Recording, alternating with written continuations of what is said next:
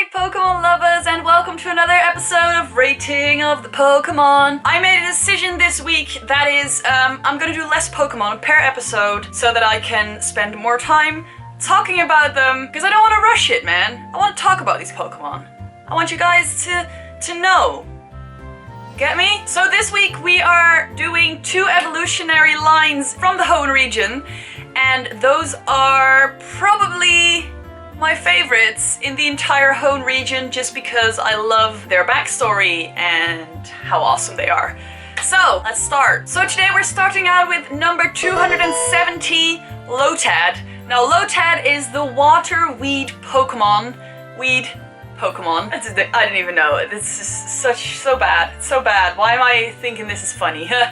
Weed. Lotad is like a tiny little grass water Pokemon. It looks adorable as hell. It has this huge lotus leaf on its head, and it has this little beak that kind of reminds me of a platypus or something. I don't know what it's supposed to be, but I'm gonna go with platypus because that's what I feel. It's what I'm feeling. So Lotad uses this leaf on top of its head to float across smaller ponds, and it actually ferries smaller Pokemon from the one side of the pond to the other side, which I think is just the cutest shit. So Lotad is a Pokemon that will travel land sometimes, only occasionally, just to find new clean ponds of water. If Lotad is outside of the water for too long, it will become dehydrated and its leaf will wilt and die. Pokemon Heart Gold and Soul Silver says, its leaf grew too large to live on land. That's how it began to live floating in the water. It's just cute, man. Look at his big leaf. Oh. In the anime, there's this Lotad, and I think it's Brock's Lotad. Yes, Brock gets the Lotad, and the Lotad goes and picks up some water and uses its water to water some plants, and it's just the most adorable stuff. Lotad is pretty much just based on the water lily, makes sense, and its name is a combination of lotus and lily and lily pad. Lotad, the French name for Lotad is Nénuphar, which comes from Nénuphar, which is a lotus leaf or lily pad, and Lupio, which means kid. So it's like a lily kid. It's cute. 5 out of 5. Now this is where it happens. This is where the evolution line gets really interesting. At level 14, Lotad evolves into Lombre. Lombre is a Pokemon that is very widely based on the Kappa. Now, I don't mean Kappa, the Twitch emote that everybody uses and apparently loves. I mean Kappa, the actual yokai from Japanese mythology? Or myths, whatever, I don't know, Kappa. I didn't actually know this about Lombre. I noticed the first time when I was playing Yokai Watch and I found a Kappa and it looked just like a Lotad, a Lombre. Different, but like, I saw the resemblance and that was kind of cool. The Kappa has a water dish on its head that gives it energy, which is called a Sara, and Lombre has kind of a dish on top of its head, and it uses Rain Dish to replenish itself. Now, these are obvious similarities, and I think it's really cool. The other thing that makes it kind of look like each other is the fact that the Kappa has like this little beak. It looks like a human child, kind of. It's what they say. I don't think it does, but apparently it does. Like, maybe, like, height-wise or whatever. So Lombre is a nocturnal Pokemon. It is a bit mischievous, just like the Kappa is. It likes to go underwater and tug on fishing lines just to, you know, bother the fishers a little bit. Pokemon Sapphire says, Lombre's entire body is covered by a slippery, slimy film. It feels horribly unpleasant to be touched by this Pokemon's hands. Lombre is often mistaken for a human child. Still, again, I don't see why. Maybe a human child wearing a Lombre cosplay. Kids do not generally look like that, I'm just saying. Lombre's name comes from Lotus and Hombre, which is Spanish for man. Now, it could also come from sombrero, because it's kind of like a Mexican-influenced Pokemon. The German name actually shows that. It's called Lombrero. Or Lombrero, I make it sound French. I don't know how to speak German anymore. Lombrero is the German name. Lombrero. That's German. Lombrero. It's 5 out of 5. If you throw a water stone at a Lombre, it will evolve into Ludicolo. Now, Ludicolo is fucking the best. Ludicolo looks like a pineapple wearing a sombrero. It is fucking so cool. I don't even know, like, I never noticed before until I was doing the research how fucking cool Ludicolo is. Ludicolo, yes. Yes. Yes. So, Ludicolo is a Pokemon that becomes more cheerful when it hears festive music, and it will come up and dance with everyone. It really likes kids. It is just like a cheery, happy, cool as fuck Pokemon that looks like a pineapple.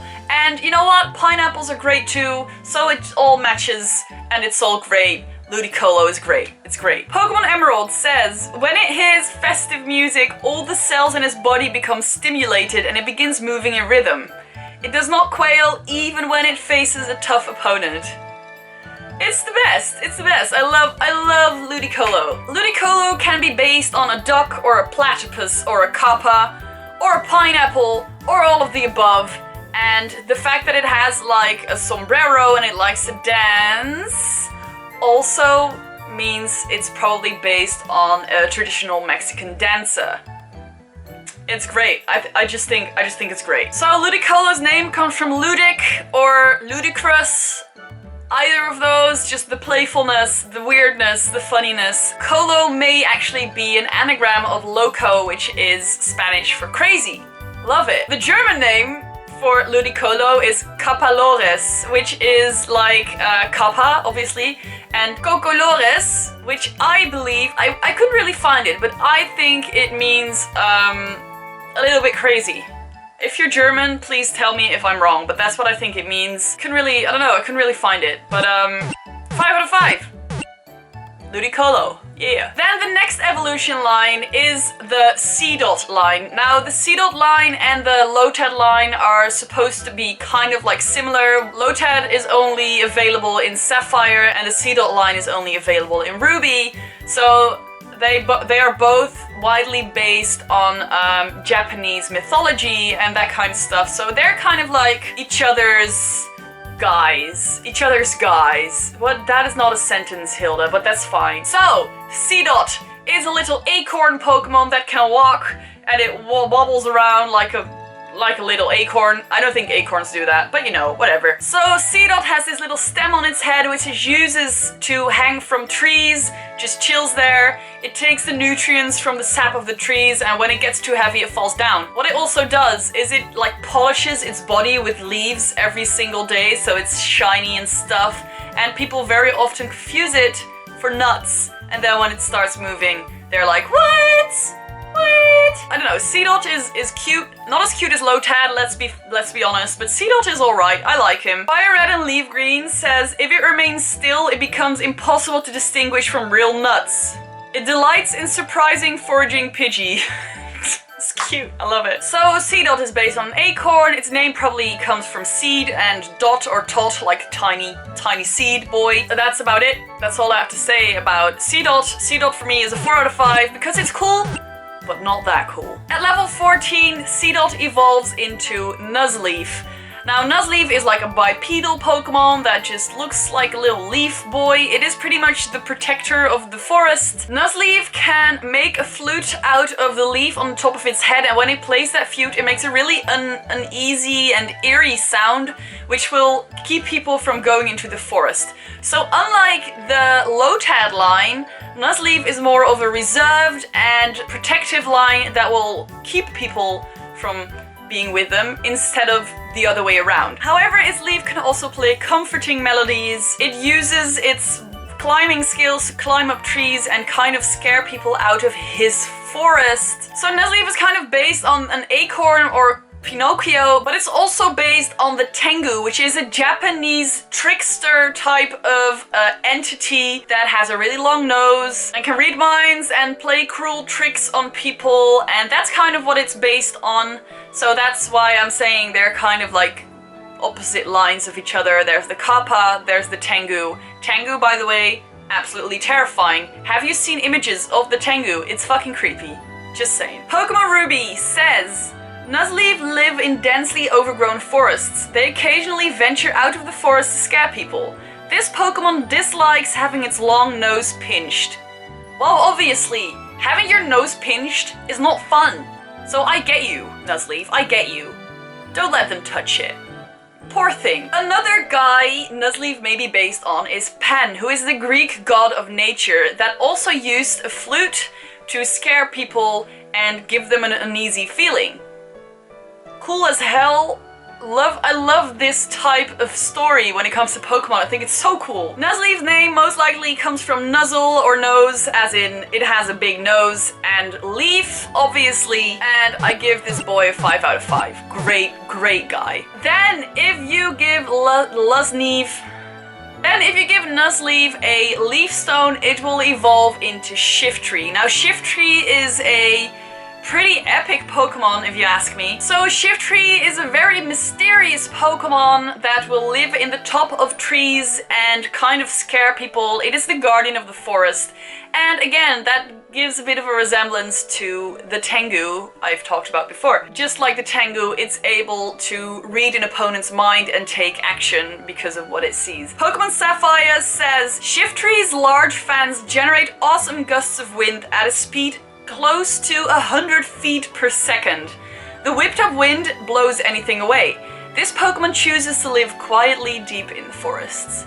It's a powerful guy, and I think it's really cool. To make the Tengu story even more plausible, the Tengu in the lore myths have these huge fans that can create winds. They have long noses. They are often depicted with really long flowy hair, just like Shiftry has. And to top it off, the Tengu very often wear these weird clogs with like a single thing in the middle. You see that in some Japanese things, and so does Shiftry.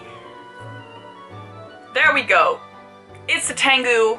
There's nothing else. There's nothing else it can be. So Shiftry's name comes from shifty and tree, obviously, but the French name is Tengu Malice, which comes from Tengu and malice. I love it. Perfect. 5 out of 5. Done. That was it for this week's Pokemon rating of the Pokemon.